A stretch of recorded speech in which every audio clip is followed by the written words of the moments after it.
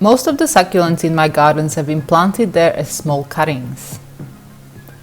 These plants are incredibly easy to propagate from cuttings and many won't need any elaborate treatment to get them growing. However, there are a few things to watch out for to ensure the cuttings root but also grow well. In this video we'll have a look at how to prepare and plant succulent cuttings straight into soil in the garden and what steps need to be taken for them to successfully grow.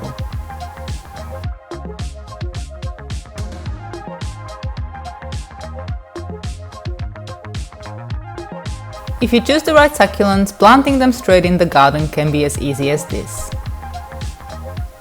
Many succulents are so hardy and easy to propagate they'll send roots down in just about anything. For instance, this Crassula ovata has dropped leaves and small branches on the ground below and now they've rooted and are growing. I've not even touched them. But not all succulents are this hardy, and so it's always good to do a bit of prep work to give any cutting the best chance at survival. Many succulents have thin and quite fragile roots, and if the garden soil is too dense and dries into almost a rock, your cuttings may have a hard time at growing and spreading their roots in such soil. If you're a keen gardener and take care of your garden soil, there's nothing you really need to do and can go ahead with planting cuttings. But if the soil is difficult to break through like clay or sandstone soil, there is a bit of work to be done to make it good enough for tiny roots. Our property has really difficult soil which is both sandstone with areas of clay. Both of these are not ideal and can either get heavy, almost glue-like when wet, and dry into a super hard surface that is hard to dig into. But bad garden soil can be mended with adding potting mix or organic material. Succulents are not too keen on nitrogen-rich soil, so you may want to avoid adding things like pure manure. The potting mix, however, does not have to be expensive succulent potting mix. You can easily get away with a generic potting mix that is not too expensive.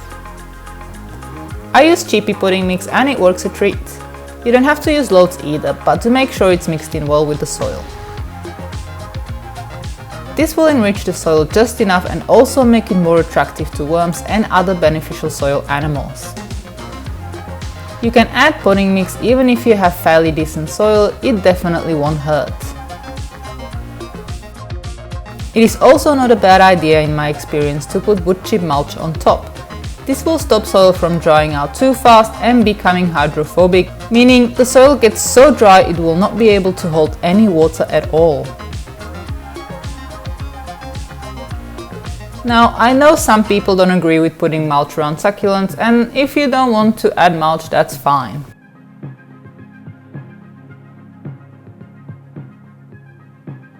While most succulents can be planted in the garden as cuttings and should grow fairly well, some are better and hardier than others.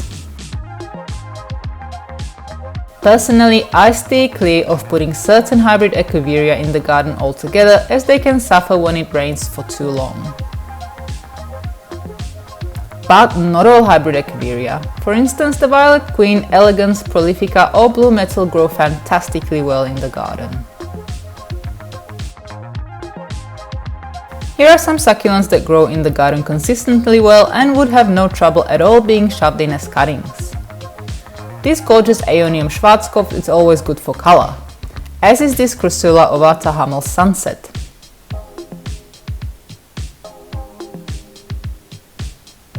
Kalanchoe is also great, but do be careful as some Kalanchoe species like the Mother of Thousands are incredibly weedy and even banned in some places. Same goes for agave. Some of these can take over a garden, and because most have super sharp spines, they can get quite dangerous to have around. I go for smaller varieties such as this Quadricolor or Agave attenuata, which is spine-free. Most Graptopetalum, Graptoveria, Sedaveria or Graptosedum are also a great choice for the garden. If you're ordering a cuttings pack online, you can try and ask the seller to only give you plants that are good to go straight in the garden. I sell cuttings in my online shop and would have no problem with such request. Most of the cuttings in the pack come from hardy succulents that grow and propagate easy anyway. I have a couple of videos on good hardy succulents and will tag them at the end.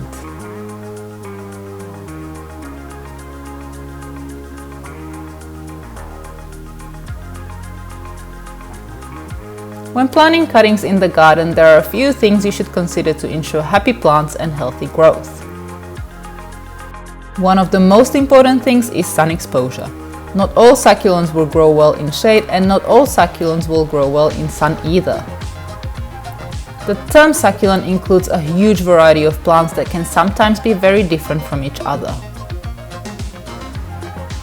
If you want to plant cuttings in a sunny garden that receives a minimum of 4 hours of sun, you're in luck, as most succulents prefer sun to full shade. If your garden is mostly or fully in shade, succulents such as Haworthia, Aloe, Gasteria, Gastraloe, Rhipsalis and gorgeous trailing plants such as the String of Pearls or Hearts will do well too. Second thing to consider is the harshness of winter in your part of the world. Most succulents are not very frost tolerant and can easily die if exposed to frost or snow for long enough. If frosty temperatures are a regular occurrence, you may not want to plant succulent cuttings in the garden in the first place.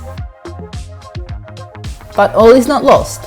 Frost-tolerant succulent varieties such as Sempervivum exist, and their cuttings can easily be planted straight into the garden. Third thing to consider is how well your garden drains. Succulent cuttings will be okay in the rain, but if the garden is prone to flooding and persistent stagnant water, they can rot fast.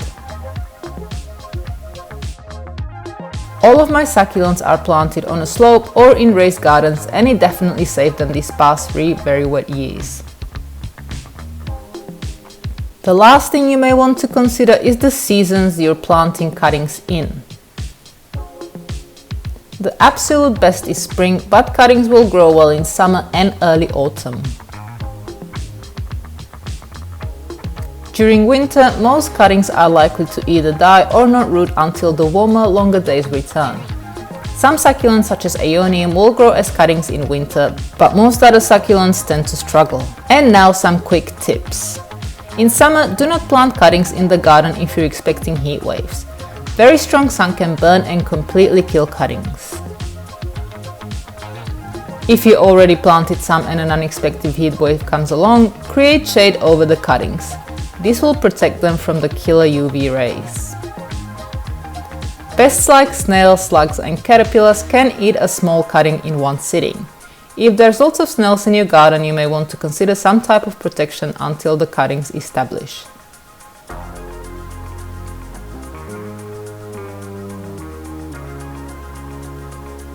So I have this bare patch in the garden that's being taken over by weeds and needs a few succulents.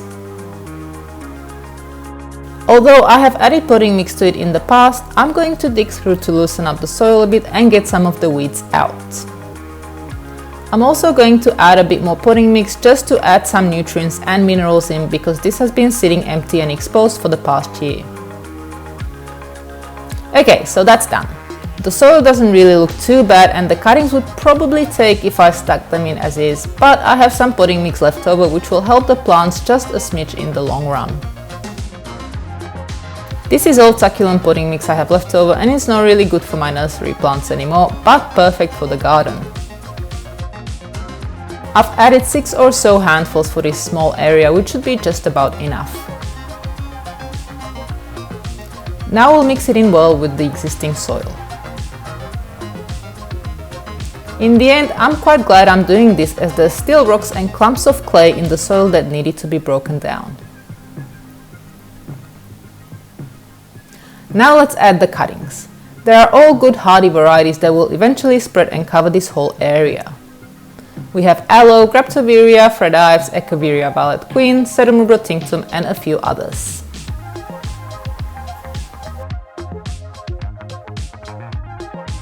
Before planting the cuttings, make sure to leave them for 24 hours in a dry spot so the wound created by the cut heals. This will lower the chance of diseases getting into the plant.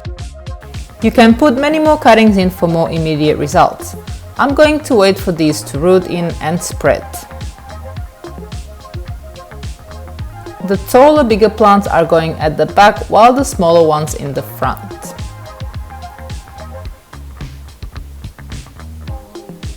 This may not look like much now, but in 6 or so months they'll get heaps bigger. I'll do an update in October to see how they're going. But I'm going to show you another part of my garden that has been started exactly like this, just with a few small cuttings. All of these succulents were once just teeny tiny cuttings, and some were even leaves. It can take anywhere from 6 months to over a year for them to establish well and spread depending on the variety.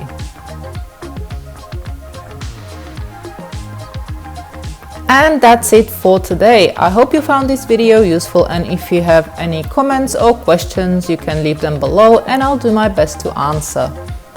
If you'd like to learn more about succulents, you can subscribe to my channel or go to succulentgrowingtips.com. If you'd like some cuttings, you can buy them from our website fernfarmplants.com.au. Thank you very much for watching.